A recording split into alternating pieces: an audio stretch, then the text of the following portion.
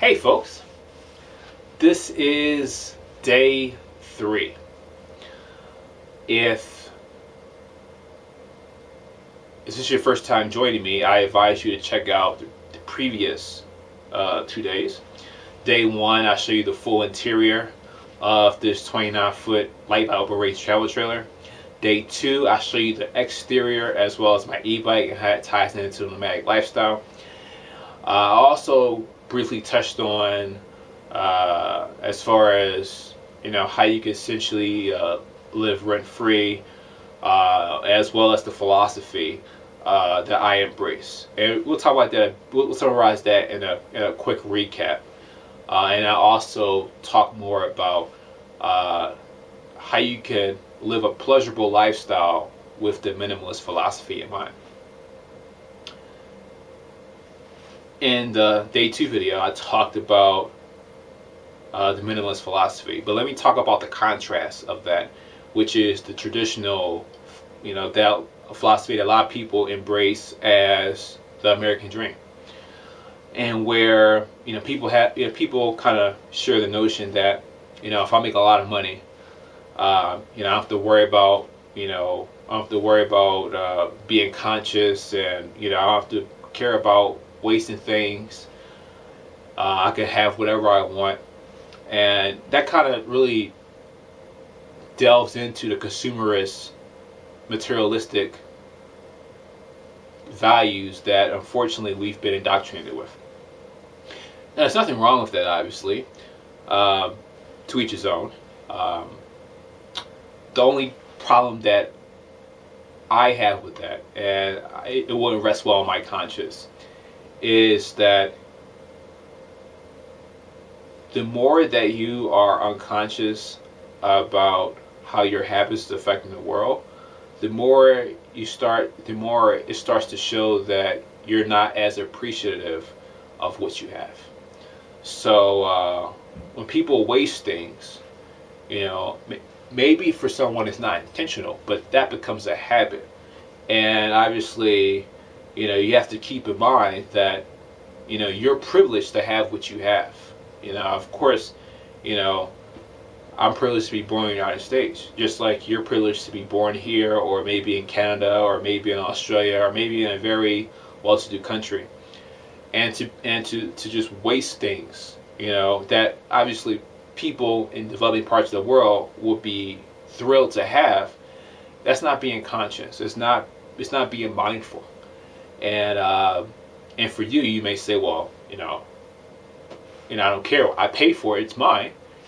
That's a valid argument. But you can't make the argument that it's a shame that these people don't have enough when you're contributing to the problem because you're being wasteful. Now I can go on about that, and I don't think I need to, but you can't complain about something if you are part of the problem.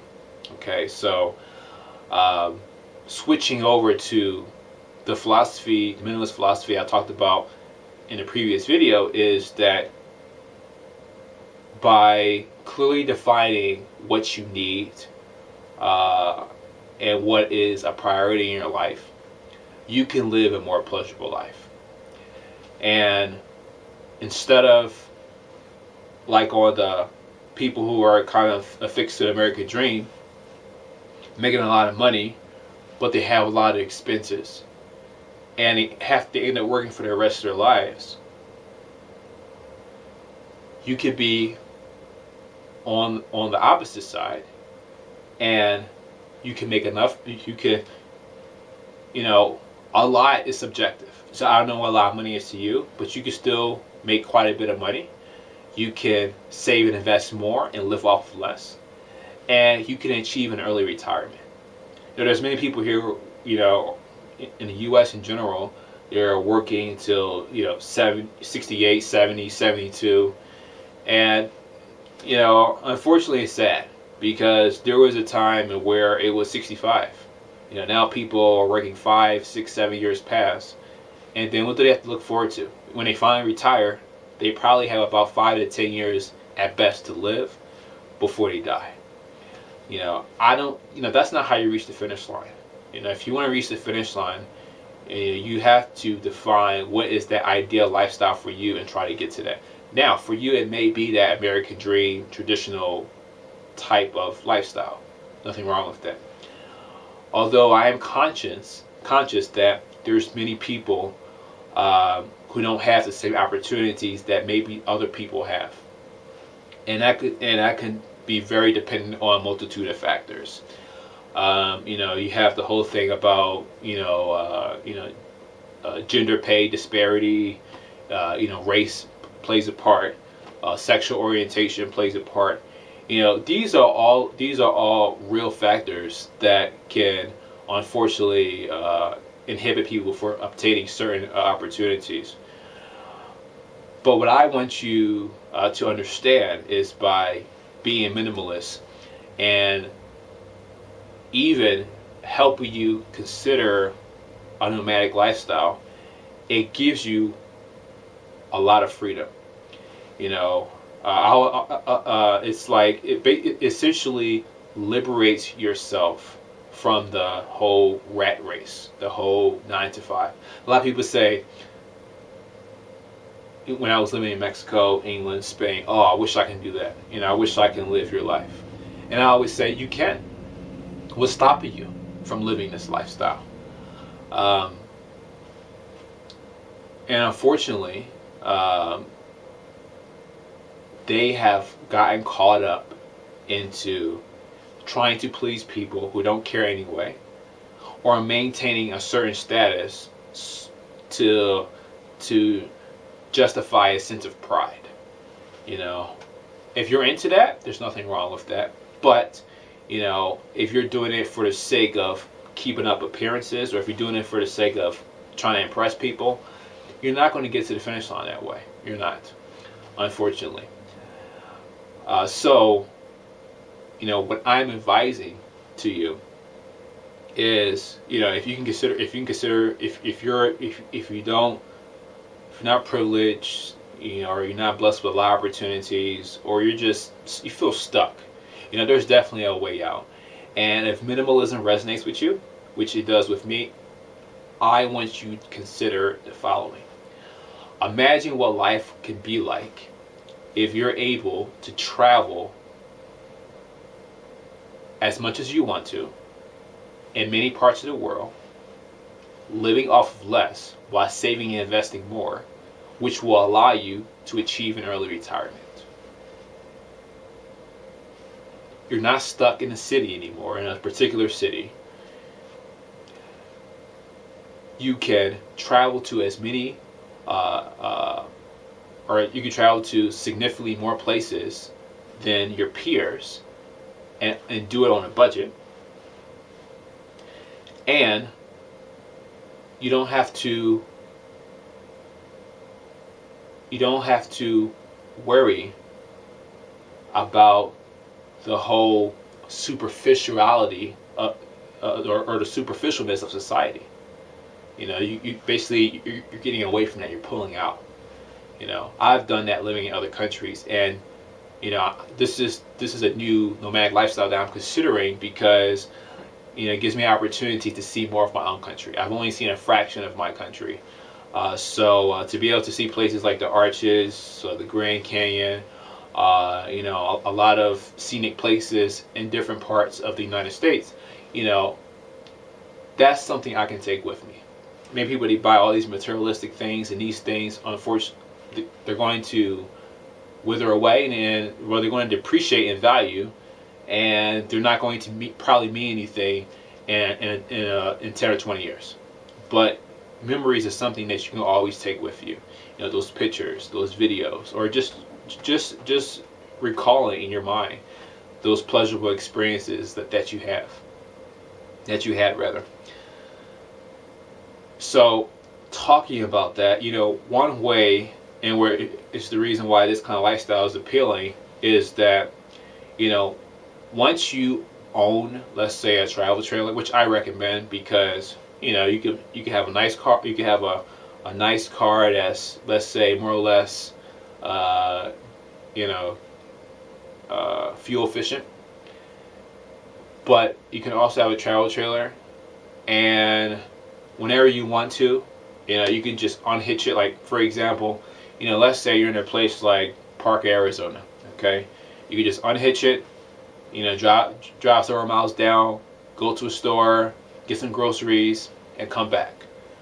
So that way you still get good gas mileage, as opposed to an RV. You're probably only going to get 7 to 9 miles per gallon. So now but overall, you're going to have better gas miles with a travel trailer more than an RV. But once you have bought one of those two types of recreation vehicles, you no longer have to worry about rent. It's essentially, once you have recouped your investment. So let's say you paid, I don't know, 5, 7, 8 grand, and you compare it to what you was paying for in rent before. Maybe you was paying 800, 1,300, 1,700. Once you compare the rent to your monthly rent to how much you pay for the travel trailer or recreation vehicle, you'll probably easily recoup your investment within 2 to 3 years. So you'll break even, and from there it'll essentially be rent free. And you have BLM land, you have national forest land. These places are where you can disperse camp for 14 days at a time, and it's all over the country. Most of it is on the west, but you'll have the opportunity to have your solitude, connect with nature. You can still get work done if you're like a freelancer, or you want to stay connected to the net. There's definitely crowdsourcing directories that can keep you abreast about which areas are kind of have a strong signal for Wi-Fi. There's things like boosters you can buy. But just imagine the lifestyle that you can live. Getting away from the rat race, getting away from what you were supposed to do, how you're supposed to live. The way you want to live is based on you, because it's your life. You're the CEO of your life. And anytime someone wants to impose on how you should live, unfortunately, a lot of times those people are unfulfilled in their lives. They're unfulfilled, and they may have some limited sense of happiness, and they think they know better, so they tell you how you should be. And at best, you may get the same limited amount of happiness that they have. But you have to define what it is for you. One chapter of my life was living in other countries. This chapter is going to be living full-time in a recreation vehicle, seeing multiple parts of my country. You have to define what the finish line is for you. I want you to reach the finish line. If the finish line is American dream, white picket fence type of lifestyle, then that's great. Although I am conscious that many people are stuck, and many people they want to find more pleasurable ways to enjoy life without having so much money. And so much money is subjective.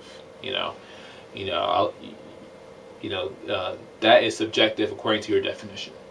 Okay, but I want to leave it there. Again, this is the third day. I've been enjoying it so far, and I'm really sold on this now. I'm really sold on this now, and I think this is what it's going to be. I think 29 feet is a perfect size for me, and yeah, and so I think I'll leave with this. Some people are doing this out of necessity because they have limited finances, maybe SSDI is not enough money.